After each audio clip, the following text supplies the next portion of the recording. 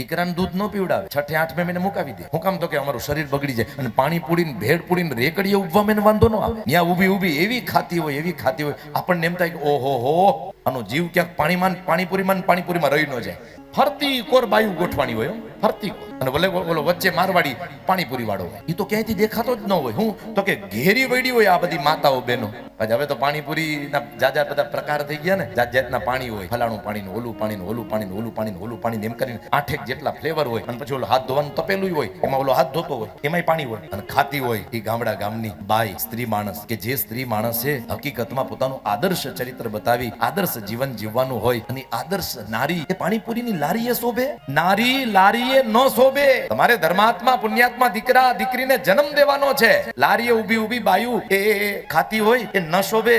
ન્યા ખાવામાં વાંધો નથી આવતો, ન્યા શરીર નથી બગડતું. અને દીકરાને દૂધ પીવડાવવાની વાત આવે તરત મુકાવી દે. ઊભી ઊભી આવડી મોટી પાણીપુરી ગપ દઈને મોઢામાં મૂકી જાય. બોલો, આપણને એમ થાય કે આનું મોઢું તો જો, આમે ઘરમાં બોલવા હારું આવડું મોઢું ખોલે અને પાણીપુરી ખાવા હારું આવડું મોઢું ખોલે. બોલો, ઓલું ફ્લેવર આપો તો વો ફ્લેવર દેના. તો ભાઈ ગામડા ગામની હોય, બોલતા તો આવડે નહીં હિન્દી. ઓલો મારવાડી હોય એ હિન્દી હોય, અને આ બધી હિન્દી બોલે ધનુર ઉપાડી દે. બોલો, એ ભાઈ ઓલી પાણીપુરી દે ને, વો રસ દે ને, વો પાણી દે, વો પાણી. પછી પાણીપુરી અહીંયા સુધી આવી જાય, પછી રેગડો ઉતરે ને તો હું કે એ પાણીપુરી વાળે ભાઈ હરખી પાણીપુરી દો ના, इसमें काना है ना तो पानी रेला उतरता है. લે પાછો બધાય ફ્લેવર આપે. ઓલો હાથ ધોવાનું પાણી તપેલા વાળું બાકી હોય, તે અમુક ને ખબર ન હોય. ઠીક હે, બધી પાણીપુરી આપી દીધી. તો કે તો કે ઓલું પાણી છે ઈ તો દે, તપેલામાં છે. હું દે, ઈ હાથ ધોવાનું પાણી છે.